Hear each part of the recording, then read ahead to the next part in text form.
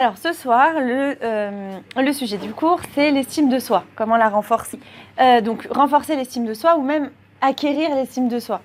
Alors l'estime de soi, c'est un sujet qui fait couler beaucoup d'encre à cette génération parce qu'on a découvert vraiment que c'est la base de notre bien-être en fait, de notre épanouissement personnel et de même l'épanouissement du coup des autres, enfin de notre entourage, proche, ou moins proche.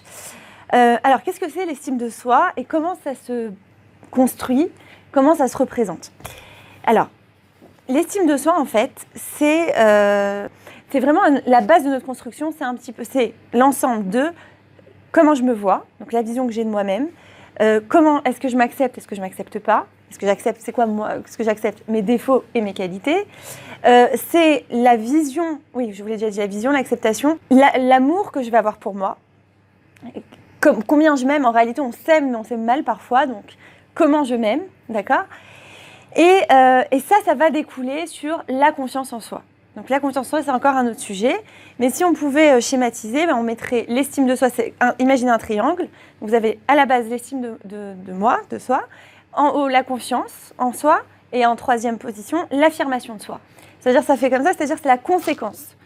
Plus je vais avoir l'estime de moi, plus en général je vais arriver à avoir la confiance en moi et plus je vais réussir à m'affirmer. Donc je recommence juste le triangle, c'est important. Donc la base, en fait, l'estime de soi, c'est comment on se voit, si on s'accepte, si on s'accepte pas, comment on s'aime. Et c'est la base donc il y a l'estime, la confiance et l'affirmation de soi. L'un découle sur l'autre en fait.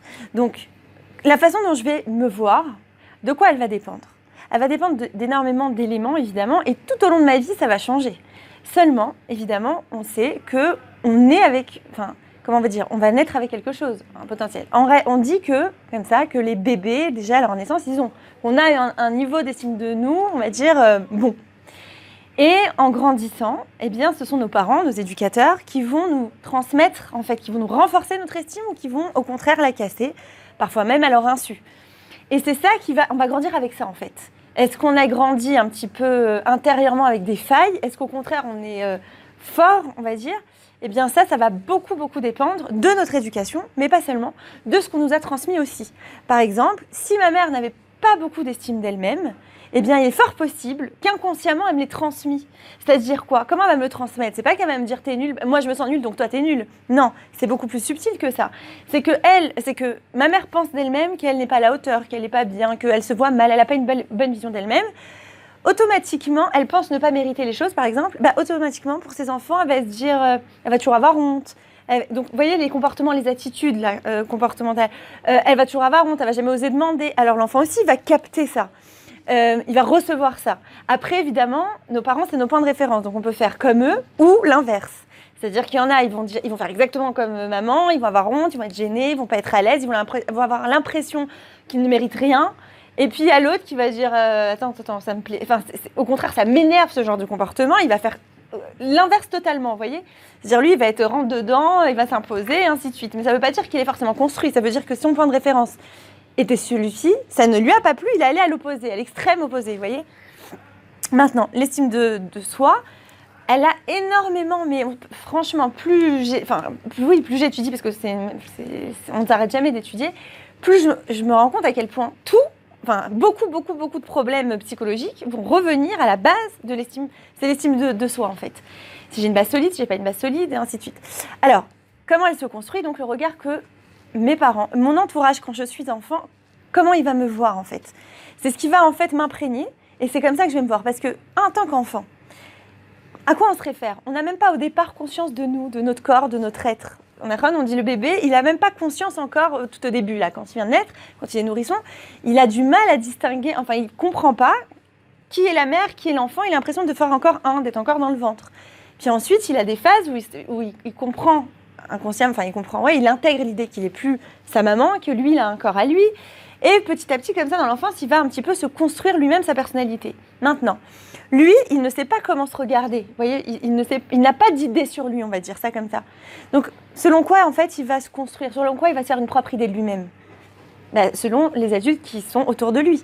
Si les adultes autour de lui sont bienveillants, sont sympathiques, sont pleins d'amour et ainsi de suite, ça va le renforcer.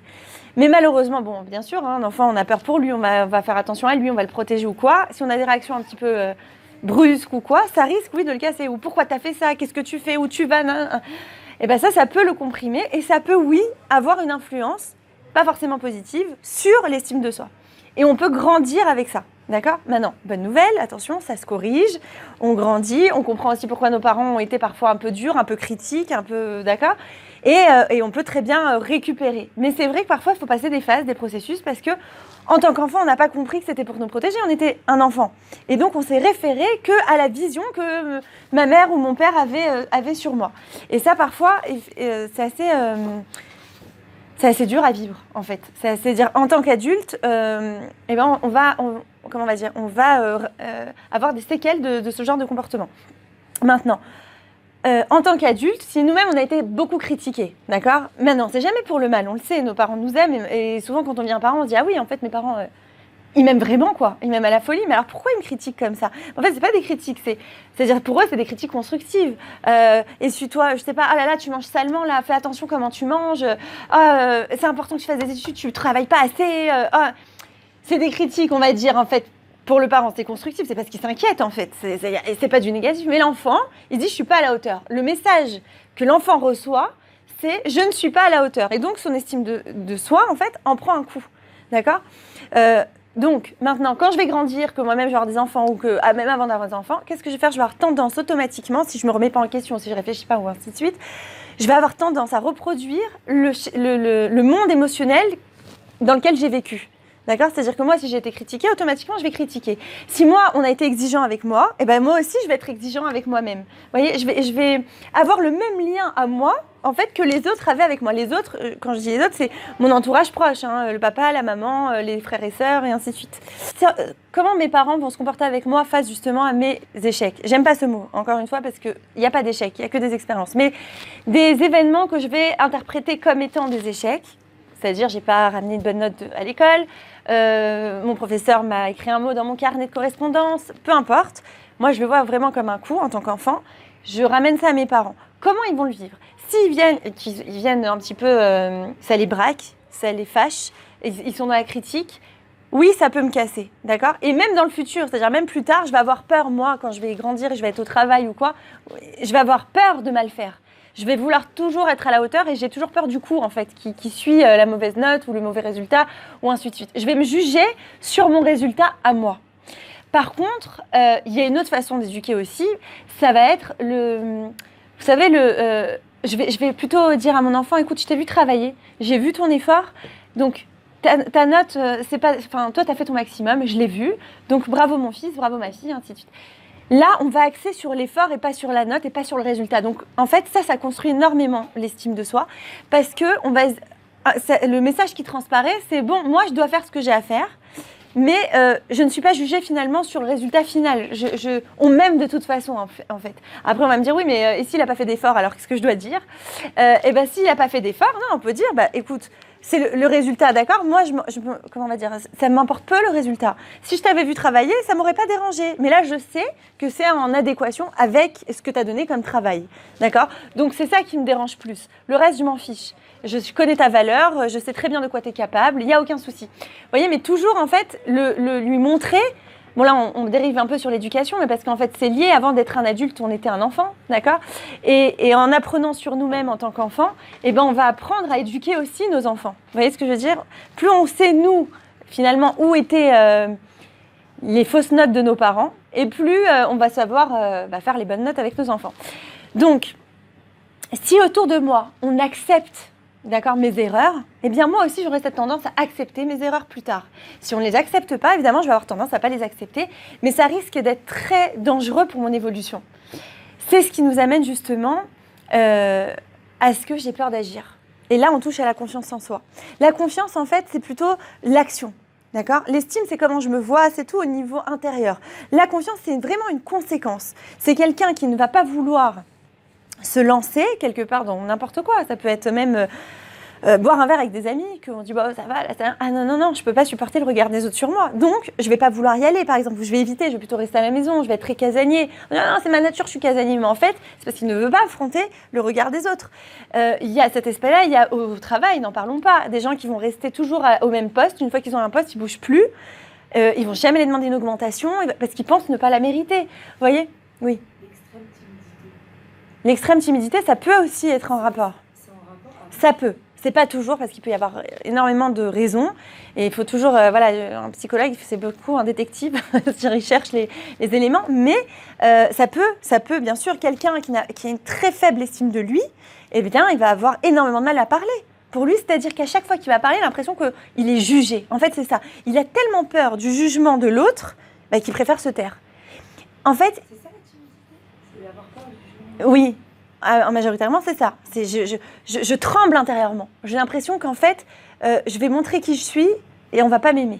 En réalité, au fond de nous, on a tous ce désir puissant, d'accord, d'être aimé, d'être reconnu. Et en réalité, plus moi, je n'ai pas senti, en tout cas, peut-être que j'ai été aimée, mais dans mon enfance, je n'ai pas senti être aimée, je n'ai pas senti qu'on me donnait ma place, je n'ai pas senti que j'étais reconnue. Plus tard, vous voyez, le monde émotionnel, c'est ça. Je vais projeter ça sur l'univers entier. Comme c'est-à-dire que l'entourage quand on est petit, d'accord, selon le nombre de frères et sœurs, mais disons une famille très basique, 3 enfants, 2 parents, d'accord. Eh bien, si autour de lui, on lui a pas montré, on lui a montré l'attention, on lui a donné à manger, on l'a couché, combien j'en ai qui me disent, oui, non, mais mes parents, ils ont tout fait pour moi, j'ai pas le droit de me plaindre, j'ai eu un toit, j'ai eu à manger, j'ai eu des habits, tout était nickel chez moi. Mais je sais pas, il y a quelque chose qui manque. Maintenant, par exemple, je n'arrive pas à communiquer avec mes parents. Je me sens pas à l'aise. Pourquoi ? Parce que le lien n'a pas été travaillé. Et pourquoi ? Et c'est quoi ça, ce lien ? Comment on le travaille ? C'est justement tout le côté affectif. Tout le côté, on se parle, on communique, on s'échange nos journées, on raconte nos petits soucis, on a de l'empathie les uns pour les autres et ainsi de suite. Ça, parfois, on n'a pas le temps. On est tous pris dans nos préoccupations. Et encore, à cette génération, on parle beaucoup. Il y a beaucoup de cours, il y a beaucoup de psychologie, il y a beaucoup de Torah, Baruch Hashem. Mais avant... les générations de parents, grands-parents, il n'y avait pas tout ça. Donc, du moment, et puis, autre élément important, c'est qu'à la génération de nos parents, grands-parents, il y a eu un moment où chacun, dans son histoire, j'en suis sûre, on est tous, il y en a, ils ont été virés d'Algérie, expulsés de là. Donc, le souci, le premier, le plus primaire, c'était quoi ? D'abord, on leur donne un toit, on leur donne à manger, qu'il leur manque rien aux enfants. C'était ça, la preuve d'amour. Et les femmes, qui passaient le temps dans la cuisine, c'est leur façon de montrer l'amour à leurs enfants. Il n'y avait pas, on discute ou quoi. Elles-mêmes, elles n'avaient pas vécu ça. Donc, elles ne concevaient pas autrement l'amour. Mais ce qui se passe, c'est qu'après l'enfant, en grandissant, après, on se dit bien, oui, ma mère, alors on va toujours aller chez maman pour manger, par exemple. C'est parce qu'on veut retrouver l'amour de maman. C'est pas seulement qu'on est accro à la nourriture, c'est qu'on veut retrouver par là même, les petits plats, c'est l'amour de maman. Maintenant, ce que je voulais vous dire, c'est que oui, avant, donc la priorité, c'était je donne un toit, je donne des habits chauds, je pourvois à tous les besoins physiques et matériels. Aujourd'hui, au Hachem, la situation, elle est quand même moins compliquée. Donc maintenant, on comprend qu'il y a besoin du plus profond. Il n'y a pas besoin que de ça, vous voyez. Et il y a des gens qui me disent, mais j'ai l'impression d'être passée à côté, que ma mère ne me connaît pas, mes parents ne me connaissent pas, je ne suis pas à l'aise, vous voyez. Et tout ça, c'est en rapport justement avec ce lien-là. On parlait de l'extrême timidité. Donc, la personne qui est timide, c'est qu'elle a peur qu'on l'entende. Elle a peur d'être jugée, elle a peur d'être mal vue, en fait. Parce qu'elle, encore un symptôme du manque d'estime de nous, c'est qu'on veut agir, c'est-à-dire dans la confiance en nous, ça va agir. On veut agir seulement à coup sûr, c'est-à-dire si j'ai tous les éléments, si je suis sûre que je vais réussir, si je suis sûre que je ne vais pas me planter, alors j'agis. Sinon, je n'agis pas. J'aime pas les incertitudes, en fait. Mais il y a toujours des surprises et on peut être jamais sûr de rien. Donc ça s'apparente au perfectionnisme. Donc, moins je suis sûre, moins j'agis. Donc, je vais tout faire pour préparer, calculer, analyser, synthétiser, réfléchir, tout réfléchir à la lettre près. Et si ce n'est pas fait, s'il y a le moindre imprévu, je ne fais plus rien. Et en fait, ça, c'est pas adapté à la vie.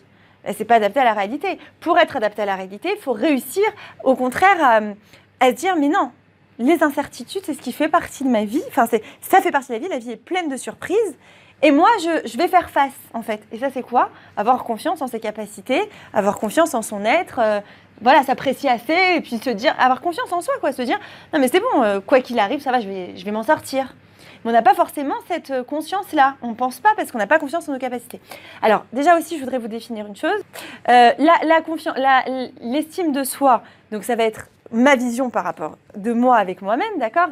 En conséquence, d'accord, de comment on m'a vu, comment on m'a aimé, comment on m'a fait ressentir mon être petit, c'est vrai. Et puis après, bon, ça va se construire ou se détruire en plus. C'est-à-dire ça va se renforcer ou au contraire s'enliser. Deuxième chose, la confiance en moi va être une conséquence. Donc, plus j'ai de l'estime de moi, plus je me sens, en confiance pour avancer et agir. C'est-à-dire la confiance en soi, c'est vraiment rapport avec les actions. D'accord ? Est-ce que je vais agir ? Et en fait, c'est un cercle, là encore, vicieux ou vertueux. Parce que plus je vais être, sûre de moi au niveau estime de moi, je vais avoir une vision positive de moi, on m'a toujours donné beaucoup d'amour, je suis très optimiste sur ma mère, et ainsi de suite. Je vais arriver dans l'action, je vais arriver à agir, en fait. Je vais arriver à agir puisque j'ai une base solide. Par contre, si je ne crois pas en moi, qu'est-ce qui va se passer ? Eh bien, quand je vais vouloir agir, non, je vais réfléchir 100 000 fois avant de faire un pas. Je vais me dire, non, là, je peux me planter. Non, là, il y a peut-être quelque chose en dessous. Non, là, il y a peut-être... On me cache. Non, bon, je sais pas. Je vais me faire un tas de films. Donc, je vais pas agir. Mais alors, qu'est-ce qui va se passer ? Eh bien, je retombe dans un cercle vicieux où, en fait, moins j'agis, moins je crois en moi. Parce que je m'essaye pas. Vous voyez ? Donc, moins j'agis, moins je crois en moi. Plus mon estime de moi, elle descend. Vous voyez ? Tandis que plus j'ai de l'estime de moi, j'ai une haute estime de moi, plus je vais être tentée d'agir, plus je vais renforcer ma confiance en moi, plus je vais monter. Et là, donc le triangle dont je vous ai parlé, je vais être affirmée. L'affirmation de soi, en fait, c'est la relation, finalement, la place que j'ai dans la société. Est-ce que j'arrive à m'affirmer vis-à-vis des gens ? Est-ce que j'ai ma place ? Est-ce que j'existe ? D'accord ? Mais ça, c'est la conséquence de, on a dit confiance et confiance en moi et estime de moi. D'accord ? Vous voyez le schéma. Par exemple, voilà, j'avais une patiente qui est venue, pour plusieurs problèmes, et elle me dit, en fait, souvent, j'ai compris qu'il y avait un problème avec l'estime d'elle-même. Elle avait vécu plusieurs difficultés, et je lui ai dit, comment vous voyez petite ? Comment l'image là qui vous vient en tant qu'enfant ? Comment vous voyez ? Elle me dit, ah là là, je me vois, mais je ne veux même pas vous décrire, je déteste m'imaginer petite, c'est horrible. Je peux pas voir cet enfant, c'était pas moi. J'ai du mal à croire que cet enfant, c'était moi. D'accord ? Bon, dites-moi en plus quand même, on est là pour ça, c'est pas agréable, hein. Une thérapie, c'est pas un spa, c'est sûr, mais dites-moi. Elle me dit, je me vois moche, je me vois les cheveux très très courts, et là, en face de moi, elle a les cheveux hyper longs, très très courts comme ça, fade, pas souriante, une robe hideuse, une horreur. Et donc, pour moi, c'était... et même pour elle, ça veut dire ça l'a marqué ce moment-là, parce que ça voulait dire quoi ? Ça voulait dire, en fait, elle ne s'acceptait pas. Elle se voyait en tant qu'enfant comme... alors, elle avait une place un petit peu très effacée. Il y avait eu beaucoup de difficultés, d'accord ? Mais du coup, elle avait fait comme une scission entre elle, enfant, et puis après, il y a eu un déclic dans sa vie où, au contraire, elle s'est épanouie, elle a grandi, tout ça. Elle s'est acceptée plus tard parce qu'elle était l'opposé de ce qu'elle était enfant. Le problème, c'est que si je ne m'accepte pas dans toutes mes facettes et dans tous mes moments de ma vie, je vais avoir du mal plus tard, même si j'ai une estime de moi que j'ai l'impression qu'elle est là, en vérité, elle n'est pas solide. Il faut que j'accepte tout. Ça veut dire, et moi quand j'étais enfant, et moi avec mes défauts, et moi avec ce que j'ai pu commettre, et ainsi de suite. Vous voyez ou pas ? Et ça, c'est un processus, c'est pas facile. Alors, quand déjà, dès petit, je vis dans un environnement idéal, où on m'aime, on me valorise, on m'encourage, mes échecs ou mes expériences, on va dire, mal interprétées, mal vécues, elles sont acceptées. Là, évidemment que j'ai tout ce qu'il faut pour y arriver, j'ai tout ce qu'il faut pour croire en moi, j'ai tout ce qu'il faut pour être solide à l'intérieur. Mais malheureusement, c'est pas toujours le cas, on le sait toutes. Ça veut dire, en réalité, on sait bien que parfois, même un mot dit comme ça à la volée d'une maman ou quoi, ça peut être pris, mais alors terriblement. Il y avait une histoire comme ça, assez répandue, une histoire d'une petite fille, une histoire classique en fait, qui rentre de l'école. Elle était à son cours de chorale, elle est toute fière d'elle, on lui a fait des compliments, et elle, qu'est-ce qu'elle veut ? Elle veut chanter devant sa maman, elle veut lui montrer. Maintenant, elle n'ose pas lui dire « Maman, écoute-moi » ou quoi, alors elle préfère que sa maman, vous savez, la valorise sans qu'elle ait à dire. Donc qu'est-ce qu'elle fait ? Elle prend une bouteille là, et puis elle fait le micro avec, et elle se met à chanter à tue-tête dans toute la maison. Maintenant, la mère, il est 6h30, la nouvelle journée commence. Elle est épuisée, elle s'est pris 3 savons par le patron, elle est comptable avec des chiffres toute la journée, elle a la tête comme ça, et là, la petite, qu'est-ce qu'elle fait ? Elle se met à chanter. Alors, au début, elle dit rien, elle prend sur elle, et puis alors à un moment, tu peux pas te la fermer, mais ça suffit. Je suis fatiguée, tu peux pas comprendre ça. Oh, le choc. La petite, elle attendait que ça, que sa mère lui dise, t'es merveilleuse, ta voix est magnifique. Hein. Là, elle rentre dans sa chambre, c'est fini. Elle veut plus chanter. Elle n'a plus jamais chanté. Vous voyez ce que je veux dire? Bon, j'ai dramatisé un peu le truc, ça fait mal, je sais. Mais c'est sans qu'on s'en rende compte. C'est ce on peut le faire, on peut l'avoir vécu nous-mêmes 100 fois, d'accord? C'est-à-dire que la vie n'est pas un long fleuve tranquille, on le sait toutes. Il y a des situations où on ne contrôle pas ce qu'on dit, où on est fatigué, c'est pas le moment de chanter, et on chante, enfin, et l'autre elle chante. Et voilà, et ça peut, oui, voilà, ces petits éléments-là, évidemment, c'est pas si ça se produit qu'une fois dans la vie, bon, ça va, si l'ambiance générale c'est je t'aime ma chérie, je t'adore, t'es la même plus belle, ok, d'accord, et qu'une fois je dis ça, ça va pas non plus, quoique, parce que ça peut être le choc aussi. Bon, mais je veux dire, il faut quand même que ça se produise assez souvent, que ce soit récurrent, que je suis toujours mal jugée, que je me sente jugée tout le temps, et ainsi de suite, et ça casse l'estime de moi. Oui. Alors, pardonnez-moi, hein, Oui. une question qui tue dans les familles nombreuses. Elle dit, bah bien sûr, comment on fait? On fait que ça. Ouais. Il y a plusieurs enfants, il y en a un qui se suivent. Voilà, c'est souvent difficile. Vous pouvez, quand je suis d'accord. Valoriser. Mais je sais, je suis d'accord. Et, il y a beaucoup d'enfants sandwich. Oui, bien sûr. Et donc, très difficile à gérer. Très difficile à gérer. Je suis d'accord. Ça veut dire que Khadr Shalom, quand on fait cette chose-là d'avoir des enfants, une famille nombreuse, est-ce que... Oui, est-ce que entre guillemets, les mettre un au détriment de l'estime d'eux-mêmes, quoi. C'est que plus on a d'enfants, plus aussi il y a beaucoup d'amour qui naît, on va dire, même entre les enfants. Et du coup, c'est pas que sur les parents. Oui, il y a de la guerre, il y a de la rivalité, ils se font les griffes, et c'est pas plus mal d'un côté parce que, quelque part, ils apprennent à vivre en société. C'est une micro-société, la famille. Donc, c'est merveilleux parce qu'en fait, ça crée des êtres, comment vous dire, déjà altruistes, vraiment. C'est-à-dire, ils sont déjà tournés vers l'autre, parce que vous savez que la grande difficulté dans la vie, c'est de s'occuper, c'est de se décentrer de soi pour regarder l'autre. C'est très compliqué, ça. En réalité, on est souvent centré sur soi. Et pour arriver à tourner, c'est ça que la Torah nous demande en vérité, quand elle nous dit « aime ton prochain comme toi-même », ça veut dire quoi? Mais oui, ça veut dire « ok, toi tu t'aimes, c'est bien, mais aime ton prochain comme toi ». Ça veut dire « toi tu t'aimes, d'accord? Aime-le lui aussi ». Mais c'est hyper dur, c'est-à-dire c'est un exercice qu'après doit devenir un automatisme, de se tourner. C'est-à-dire quand, par exemple, vous voyez, vous avez une journée dure et tout ça, vous n'avez pas envie d'appeler la copine, vous raconter votre vie, vous avez envie de vider votre sac. Mais il faut toujours se rappeler qu'elle aussi, elle a un sac à vider. Et puis parfois, c'est pas facile de s'en rappeler. C'est-à-dire sur le coup, on a juste envie qu'il y ait comme ça quelqu'un de neutre qui puisse déverser, enfin, à qui je peux déverser. Mais en réalité, l'autre existe. Voilà, c'est pour ça que les petits sont là. Mais voilà, mais c'est vrai.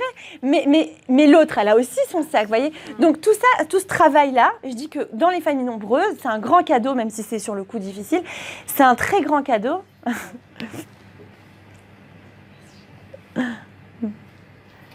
C'est un très grand cadeau parce qu'ils se bâtissent en comprenant qu'ils ne sont pas les seuls sur Terre. Vous voyez? Et ça, c'est déjà un atout pour la vie, bien sûr, même s'ils se disputent pas parce qu'ils sont en train de se comprendre. Enfin, vous voyez, c'est difficile c'est des étapes. Mais, et donc, quand il y a une naissance ou quoi dans les familles, tout ça, bah, c'est plus que les parents qui attendent le bébé. C'est toute la famille qui est en excitation. Maman va ramener un bébé, c'est le grand cadeau de la famille, on est d'accord. Donc, ce qui fait que quoi? En réalité, tout ça, ça amène de l'amour à l'enfant. Vous voyez ce que je veux dire? Le cinquième, là, il ne va pas recevoir, finalement, il va plus recevoir d'estime. Enfin, je sais pas, moi je le vois même là, sur le terrain, là. La cinquième, je me dis, Bezrat Hashem, elle va être au top. Ça veut dire les autres, elles sont là en train de l'encenser toute la journée. J'ai même pas besoin d'en faire des tonnes, quoi. Vous voyez ce que je veux dire? Et les petites, elles prennent des grandes, beaucoup d'amour. Enfin, je sais pas si ça vous fait... Enfin, ça doit faire ça à tout le monde, non, quand même. Après, ils grandissent, ils s'embrouillent. Ils attendent ça des parents. Non, pas forcément. Ah non. C'est les éducateurs, c'est tout ce qu'il y a autour. Dans mon monde, l'univers proche, en fait. Vous voyez, la cellule familiale. Donc, c'est pas que sur les parents que ça repose, en réalité. Ça repose aussi sur tout l'ensemble, les grands-parents et surtout ceux qui habitent là dans la maison. Les grands-parents aussi, ça aide énormément.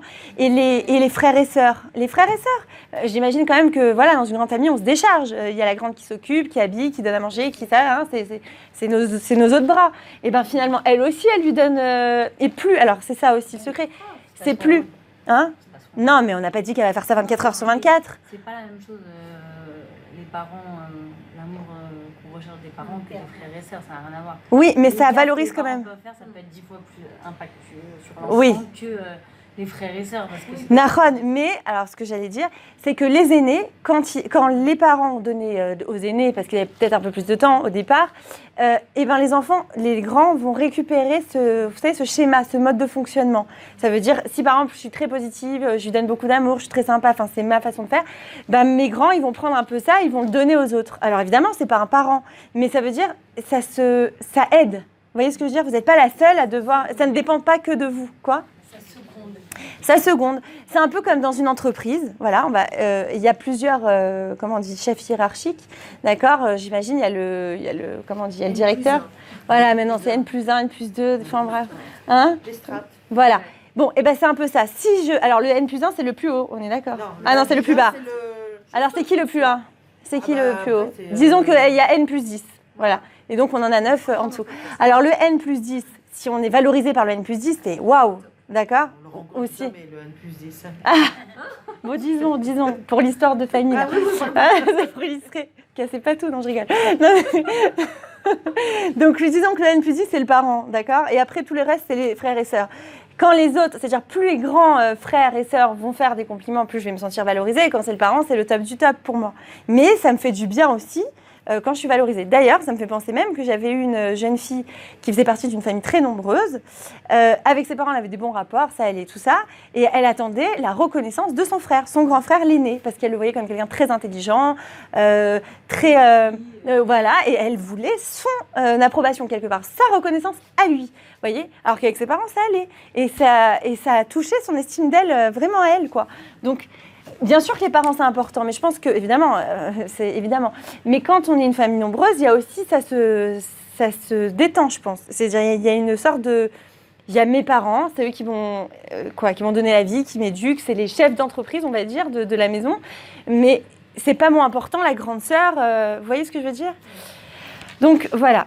Voilà, maintenant, aussi à quoi on va reconnaître quelqu'un qui a une basse estime d'elle-même et quelqu'un qui a une haute estime d'elle-même? Tout simplement, très simplement, quand on va lui dire « citez-moi vos qualités ». Quelqu'un à basse estime de soi va avoir beaucoup de mal à les énoncer. Par contre, vous lui demandez les défauts, en 3 secondes, il vous en sort 100. Mais quand vous demandez les qualités, je sais pas, vous voyez, c'est beaucoup plus compliqué. Alors qu'en réalité, comment vous dire, c'est-à-dire, on a des défauts, on en a tous, mais si on a des défauts, on a aussi des qualités. C'est un fait, quoi. J'ai envie de vous dire, c'est même mathématique, c'est pas forcément... je veux dire, parce que parfois on a honte, non, mais je sais pas, je veux pas me reconnaître, je sais pas, ce serait un peu de l'orgueil, je veux pas... Non, mais c'est un fait, c'est-à-dire, il n'y a rien de... Vous voyez ce que je veux dire? En fait, déjà, il faudrait commencer à voir les choses comme ça. Et quelqu'un à haute estime d'elle-même, eh ben, elle va pas avoir de difficulté à vous sortir ses qualités, mais elle vous dira aussi, voilà, la bonne place, c'est ça. C'est pas de dire, ah non, mais j'ai que des qualités, évidemment. C'est de dire, voilà mes qualités, voilà mes défauts, et je suis bien avec ça, quoi. Enfin, je vais pas me casser parce que je sais que j'ai des défauts. Vous voyez? Quelqu'un à basse estime de soi, eh bien, en fait, ses défauts, il a tellement du mal à les accepter qu'il a du mal, c'est-à-dire il va les dire, mais il est très mal avec. C'est-à-dire il se sent gêné, il a honte, il se sent coupable, comme s'il n'y avait que lui qui avait des défauts. Vous voyez ce que je veux dire? C'est très profond, quoi. Le mal-être est très, très profond. Et il pense que tout le monde autour de lui est mieux que lui, vaut mieux que lui.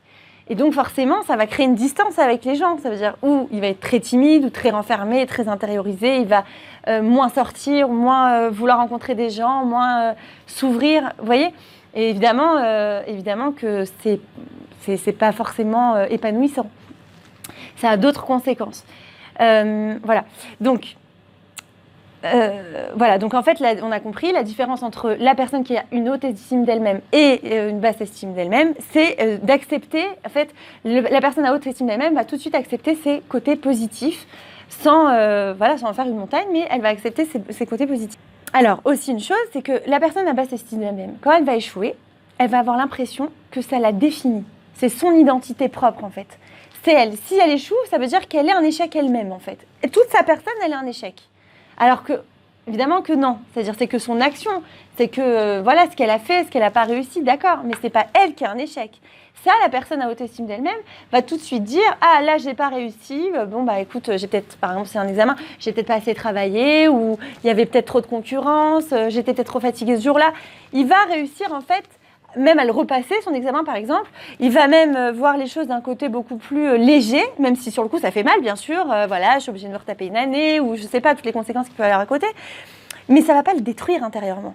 C'est-à-dire, il existe encore à ses yeux. Voyez, tandis que la personne à basse estime d'elle-même, c'est très différent. Elle, ça va la détruire pour sa vie. Ça veut dire qu'elle va rester sur cet échec.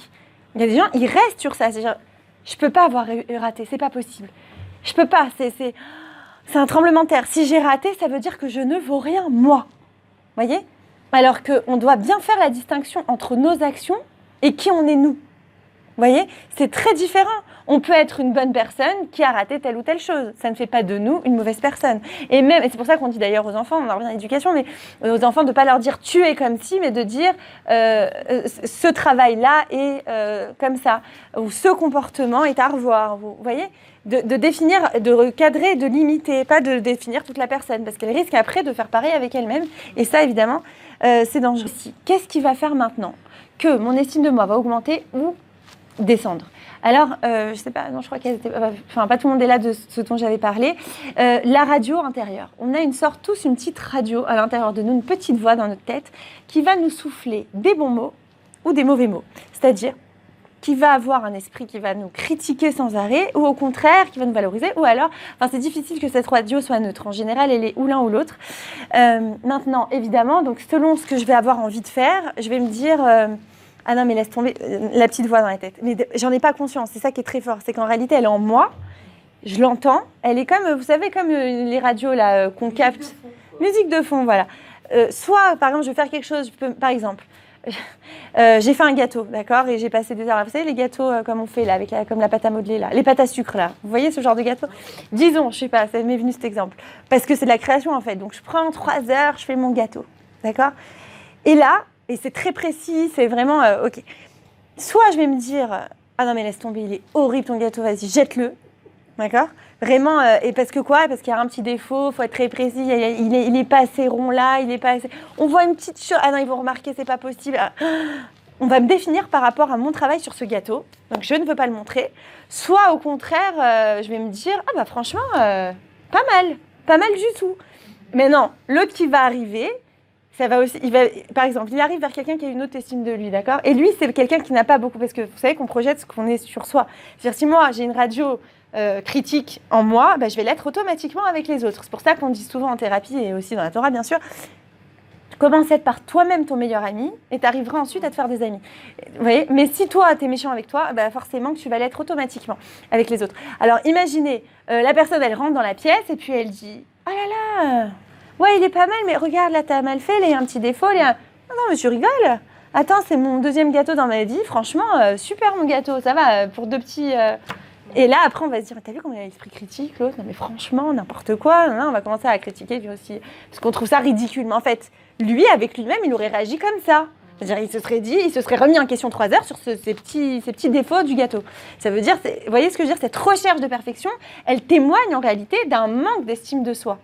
Même l'hyperactivité parfois. Vous savez, quand on en fait plein, bah oui, quand on fait beaucoup, pourquoi on en fait autant ? Parce qu'on veut se prouver qu'on a une valeur. Et si on ne fait pas, eh ben on n'arrive pas à s'estimer un petit peu. Vous voyez ce que je veux dire ? J'avais une patiente comme ça, j'avais la mère et la fille. Et la mère, la fille avait déjà 20 ans et quelques, et donc était à la maison. Et elle me disait, j'en peux plus, elle me prend ma place. C'est-à-dire, moi, je rentre tard du boulot, d'accord ?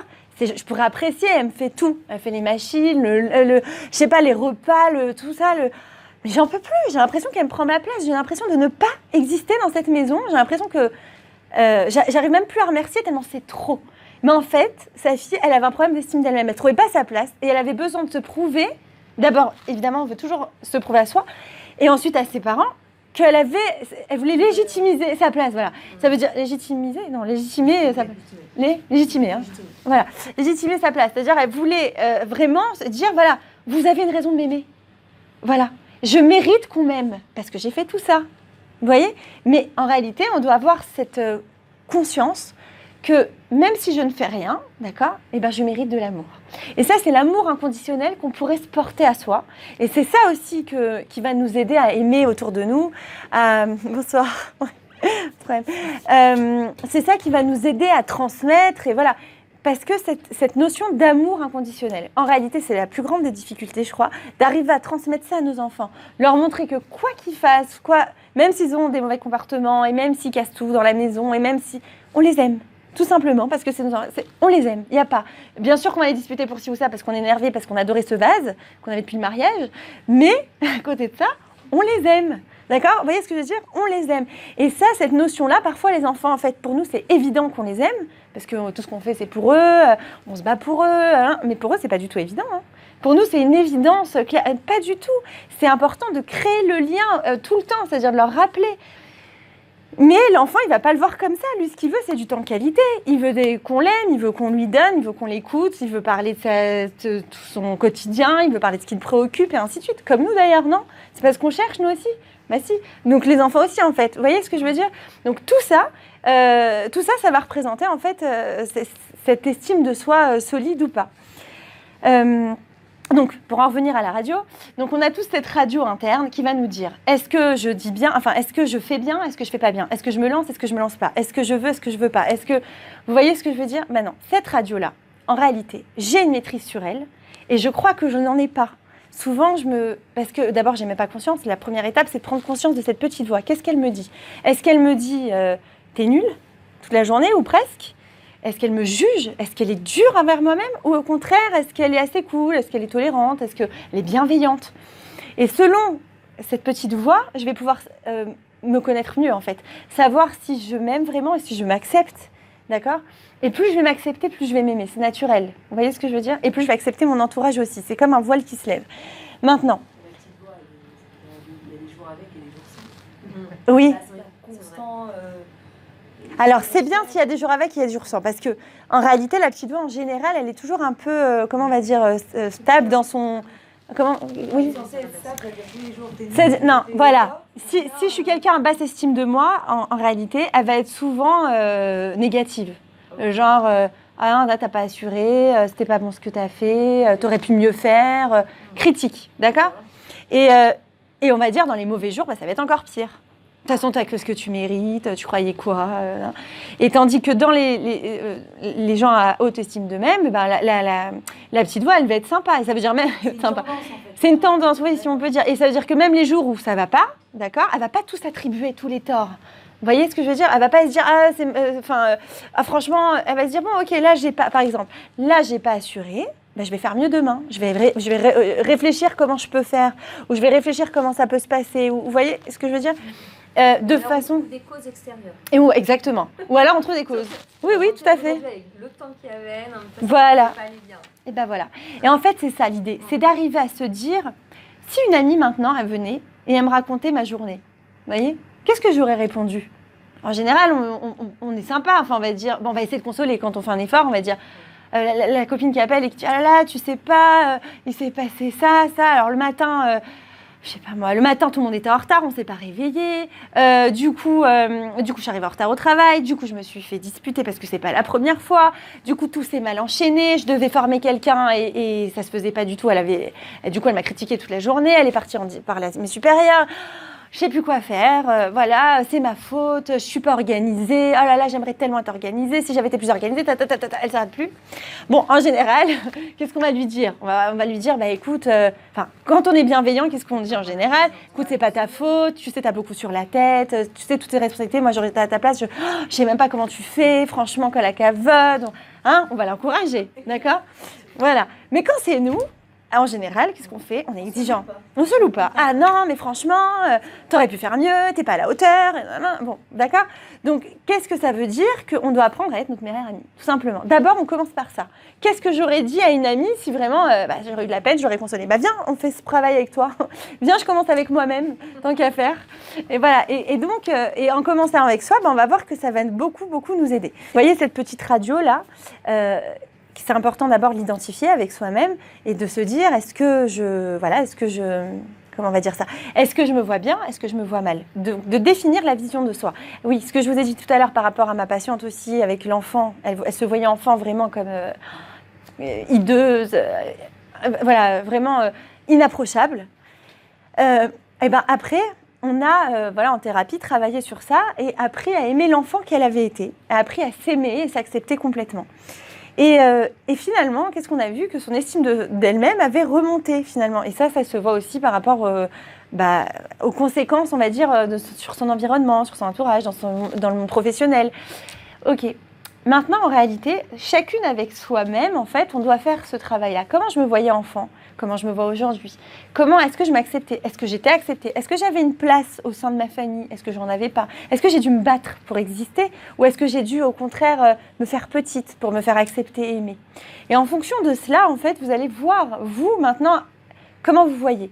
Ce que je voulais aussi vous dire, c'est qu'en fait, les yeux d'une enfant, d'accord, de 3 ans, 4 ans, 5 ans, 6 ans, va définir un petit peu, finalement, notre vision de nous.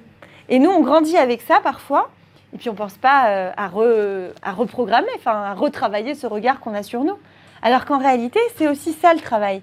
C'est de se regarder quand j'étais enfant et se dire, mais attends, un peu comme les croyances, d'accord, ça se touche aussi, mais de revoir cela avec de nouveaux yeux. Mais attends, moi, je me voyais pleine de défauts. Mais ça, c'était la vision de mes parents sur moi. Mais est-ce que moi, réellement, je me vois maintenant comme ça ? On m'a quand même applaudi là, j'ai été appréciée à tel endroit, j'ai rendu un bon projet là, j'ai une bonne note là. Alors pourquoi je continue tout le temps à me dévaloriser ? Pourquoi je m'acharne autant contre moi-même ? Vous voyez ? Et toutes ces démarches-là, en fait, avec soi, va nous aider là encore à nous construire. J'avais d'ailleurs une patiente aussi, qui a très fort, je trouve. Elle avait 50 et quelques années et elle me disait que tous les ans, elle cherchait à apprendre une nouvelle matière. Et à chaque fois qu'elle apprenait, oui, en Israël, c'est très, je ne sais pas si c'est comme en France, mais en Israël, il y a beaucoup de formations sur un peu tous les sujets. Donc, elle avait fait, je crois, réflexologie, tout ce qui était un peu médecine alternative, les plantes, je ne sais plus bon. Et elle me disait tous les ans, je me satisfais jamais. C'est-à-dire, normalement, on fait une formation, on travaille dedans, on en fait quelque chose, je ne sais pas. Non, elle me disait, je ne fais jamais rien avec tout ce que j'apprends. Mais j'ai appris des tonnes. Hein. Elle en savait un paquet, vraiment. Mais elle me dit, je ne fais rien avec. Et quand on a vu, et elle me dit, par contre, je suis très perfectionniste. C'est-à-dire, qu'est-ce qu'elle faisait ? Elle était en cours, elle enregistrait, vous savez, avec les petits enregistreurs, elle enregistrait tout le cours. Et elle me disait, quand je rentre chez moi, c'est-à-dire, j'écrirai en cours, je ne fais qu'écouter pour bien m'imprégner tout ce que le prof dit. Je rentre chez moi, j'écris tout. Mais au mot près. Et si jamais, parfois, l'enregistreur, il enregistre mal, on n'entend pas un mot, il y a une demi-heure qui est coupée, elle me dit, je deviens hystérique. Je ne peux pas supporter ça. Je deviens folle. C'est pas possible. Il faut que chaque mot soit inscrit. Et après, je les apprends et je les potasse et machin. Alors, c'était une tête, quoi. On a compris, c'est du perfectionnisme. Elle a été très, très, très exigeante avec elle-même. Pourquoi elle ne s'était pas lancée ? Pourquoi elle n'avait jamais travaillé, selon vous ? Tout simplement parce qu'elle avait peur de ne pas être à la hauteur. Et comme sa hauteur à elle était un sommet inatteignable, mais évidemment, elle ne pouvait jamais se lancer. Vous voyez ? Donc, malgré tout le travail, vous voyez, ça ne dépend pas de tout ce qu'on peut donner comme travail. Et bien, elle restait à un faible niveau d'estime d'elle-même. Alors, la confiance en elle assez basse, parce qu'elle ne s'essayait pas, elle ne faisait qu'apprendre. Vous voyez, c'est le syndrome de l'étudiant. Elle ne faisait qu'apprendre, mais elle ne réalisait pas finalement, elle ne concrétisait pas toutes ses connaissances. Et on sait que tant qu'on n'a pas mis en pratique tout ce qu'on connaît, ben, ça s'évapore finalement. Donc, elle rentrait en crise dès qu'il y avait une demi-heure qui n'était pas là. Bon, bref, donc on parle de son enfance, évidemment. Et là, elle me raconte une scène terrible avec son père. Elle avait 16 ans et elle me dit,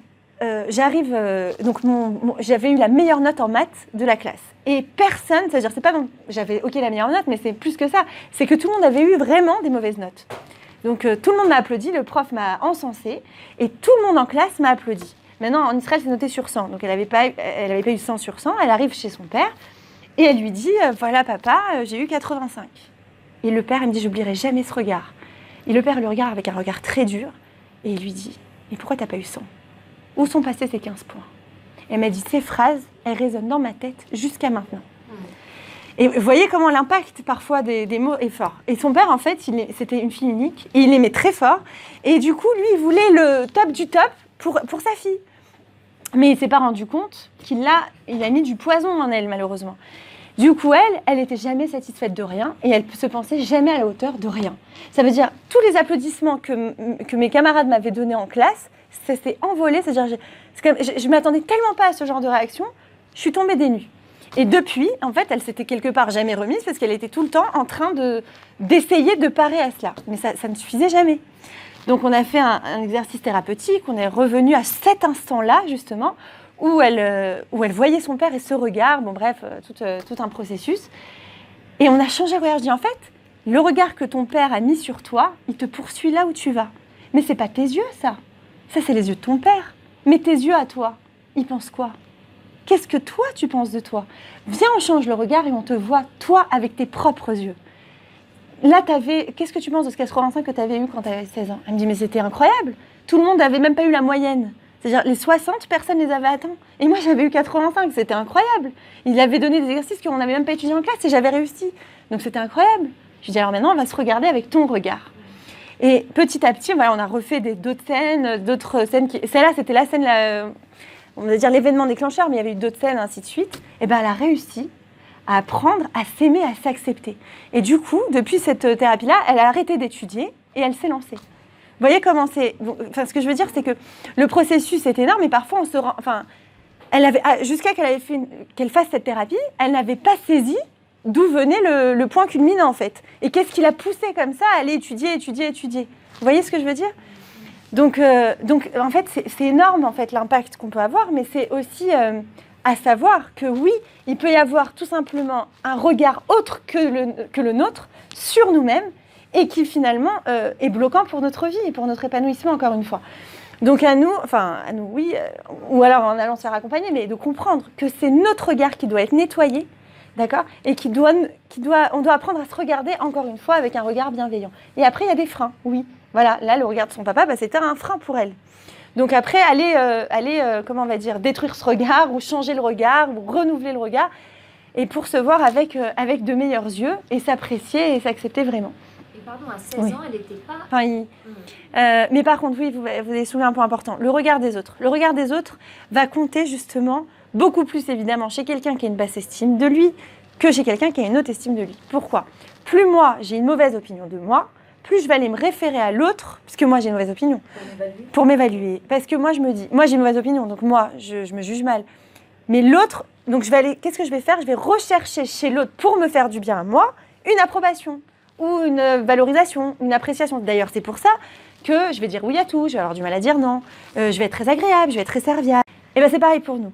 Et en réalité, on va beaucoup plus respecter quelqu'un qui va savoir dire non de temps en temps, et on va beaucoup plus valoriser son oui, parce qu'on sait que c'est un vrai oui, que quelqu'un qui dit toujours oui, et après il va se plaindre derrière, on va sentir que ça lui pèse, parce qu'on le sent tout de suite, que ça pèse ou quoi, et ben on va être mal à l'aise nous-mêmes, ça va nous mettre mal à l'aise, et enfin bref, ça va pas créer de vraies relations authentiques comme il nous est demandé d'en créer, d'accord ? Donc c'est pas interdit de dire non non plus. Et il y a une phrase très importante qui dit, avant de dire oui à quelqu'un, vérifie que tu t'es pas dit non à toi-même. D'accord ? Ouais, parce que c'est-à-dire que quand je dis oui parce que je veux pas blesser, je veux pas ça, ou j'ai peur qu'on m'aime moins si je dis non. Et ben finalement, à moi, je me suis dit non. À moi, je me suis fait du mal. Mais pourquoi moi je suis moins importante ? Quoi ? Oui. Juste une petite question. Le fait de ne pas accepter Oui. des critiques, Oui. est-ce que ça serait avoir trop confiance en soi ? Non, pas du tout. Quand on a confiance en soi, on est très réceptif aux critiques. Justement, parce qu'on est bâti intérieurement. Quand on a estime de nous, en fait, on n'a pas de mal à les recevoir parce que, comment vous dire, c'est comme si nous, on a une base. On a déjà une opinion positive de soi-même. Quelqu'un, il vient, il te dit... alors, par exemple, un truc tout bête. On s'est habillé, on se trouve super mignonne, on a tout accordé, tout va bien, et nous, on se trouve vraiment jolie, quoi. Et il y a la copine qui arrive et qui dit j'aime pas ta tenue, là, ça t'y est pas vraiment. Si moi, j'étais convaincue que j'étais bien, je vais me remettre en question, peut-être, je vais passer devant le miroir, je vais regarder, moi, j'aime bien. Vous voyez, je vais rester stable quand même, mais je vais écouter quand même ce qu'il a à me dire. Ni je vais dire tu dis n'importe quoi, comment tu oses, c'est-à-dire ni je vais me braquer, ni je vais me vexer, genre tu dis ça, je vais aller pleurer, non, je vais prendre en compte ce que tu m'as dit et ensuite je vais revérifier avec ma propre évaluation à moi. Ça m'a pas cassé. Vous voyez la différence ? Tandis que quelqu'un, voilà, donc la personne qui manque d'estime d'elle-même, elle va se casser. La personne qui a une bonne estime d'elle-même, elle va prendre en compte. Vous voyez ? Donc, voilà, ça a répondu à votre question ? Voilà. Et en fait, oui, pardon. Oui. Être perfectionniste, ça reflète oui, ça reflète en général Alors, on a vu une baisse, et ben... ce qu'on pensait, Voilà, ben en fait, non. Alors, le perfectionniste, d'apparence, il va tout faire à la perfection. Puisqu'il ne fait pas, en tout cas, voilà. En tout cas, d'extérieur, parce que pour la personne elle-même, c'est jamais assez bien. Mais pour l'entourage, on va se dire, waouh, c'est magnifique ce que tu as fait. Et la personne, en général, elle va dire, ah ouais, tu trouves, non, mais il y a ça qui va pas. Et elle va aller pointer du doigt tous les défauts. Non, il y a ça qui va pas, ça j'ai essayé de faire mieux, ça j'ai... Donc, qu'est-ce que vous pensez ? Donc c'est une baisse estime de soi. Bah oui. Et pourtant, Mais pourquoi ? Mais justement, ça va ensemble parce que comme elle n'a pas une bonne estime d'elle-même, elle n'exige d'elle que le meilleur. Ça veut dire elle ne s'autorise à faire les choses que si c'est supra-parfait. Et elle va demander d'elle le meilleur. Mais quand je suis bien avec moi-même, ça veut dire c'est comme si ça la représentait, son action la représente, c'est son identité. Donc si c'est mal fait, ça veut dire que je suis pas bien moi. Mais quand j'ai une bonne estime de moi, j'ai une bonne opinion sur moi-même, même si c'est mal fait, je vais pas me casser pour autant, donc j'ai pas peur de faire. Vous voyez ou pas ? Perfectionnisme, c'est un trait de caractère. On croit que c'est un trait de caractère. Une lecture. C'est un symptôme. En réalité, c'est un symptôme. Oui, c'est pas. Voilà, souvent, on va croire. On va souvent croire d'apparence, ah celui-là il a un sale caractère, ou celui-là il a ce trait de caractère. Mais en fait, il y a beaucoup de traits de caractère qui ne sont pas en réalité ce qu'ils ont l'air d'être.